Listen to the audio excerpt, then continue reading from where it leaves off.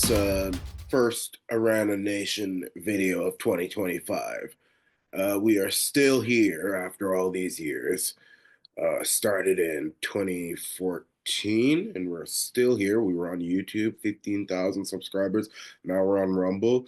But I have a question for you guys. I was watching a Pierre Poilievre interview. I was watching Jordan Peterson, Dr. Jordan Peterson, interview Pierre Poilievre. And he was saying something that I've been saying ever since, well, at least a year since Justin the Tarface Mac Daddy Trudeau has been Prime Minister of Canada. That Canada used to have the world's richest middle class. It overtook America around 2008, 2009, when America was being hammered by the financial crisis. And Canada, it weathered that storm under the leadership of Stephen Harper. And we had the world's richest middle class, and now we definitely don't. In fact, the statistics say that Ontario, which is the richest province GDP in Canada, actually is doing worse than America's poorest province, poorest state, which is Mississippi. And I was watching Pierre Poilievre, and he was saying more or less the same thing about Canada being used to have the world's richest middle class and all this stuff. I've been saying this for years. People have been following me on YouTube and now on Rumble, briefly on BitChute. I was saying I was hammering out those points for years. And I just heard Pierre Poilievre say it with Jordan Peterson. Let's play this here. Well, like 10 years ago, the New York Times wrote an article, Welcome to Canada, home of the world's most affluent middle class. And in that article, the Times had calculated that median American and Canadian incomes were tied and that Canadians were slightly better off.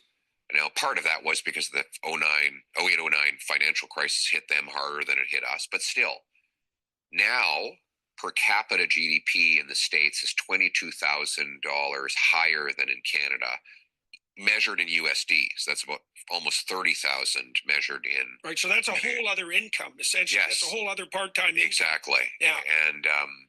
And then, as you correctly point out, their real estate is significantly cheaper than ours. So their dollars go a lot further, even when you match up the exchange rates. All right. So that's enough there. So, and you can follow the rest of this on YouTube. Normally, I don't advise people to go on YouTube, but that's where it is. I'm sure you could find it on Rumble too. But I'm just wondering, I have a question. I wonder if Pierre Poilievre watches Arana Nation. Because I've never heard, I mean, I remember seeing that same article that he talked about, I guess it was the New York Times. I can't remember where it was from, but I remember the stats said Canada had the world's richest middle class. And I kept hammering that home, ever since I saw that article. Harper, y'all want to get rid of Harper. Oh, Trudeau, he wants to give us weed. He wants to do this and that and blah, blah, blah, blah, blah. And I'm going to vote for him because he wants to give us weed and all this sort of stuff. And I've moderated my opinion on that. I think it should be legal. But I mean, it's still no excuse to bring in somebody as low down, son of Satan, this destructive tar face. I called him the long-haired Mac Daddy back then. Now I call him the tar face Mac Daddy because of that blackface thing. This lying, scheming, no good, done nothing ever, living off his so-called daddy's surname, Trudeau. And we sacrificed the world's richest middle class. And I kept saying that. I have been saying that for years. And I've never heard anyone say that. Never heard Jordan Peterson say that. Never heard Rebel News talk about that. Never heard anybody talk. And I'm not trying to say I'm better. I'm just saying I've never heard anyone else talk about Canada briefly having the world's richest middle class until I read that article. From then until just now when Pierre said it. So I wonder, is Pierre, who I think is going to be the next Prime Minister of Canada, is he watching Arana Nation? And by the way, my ears are everywhere. I am a gobbler of information. I know when people are saying, the last time I heard anyone talk about Canada having the world's richest middle class when Harper was there in from 2008 till when he left? Was that time I heard it in that article, wherever I heard it from, though many years ago.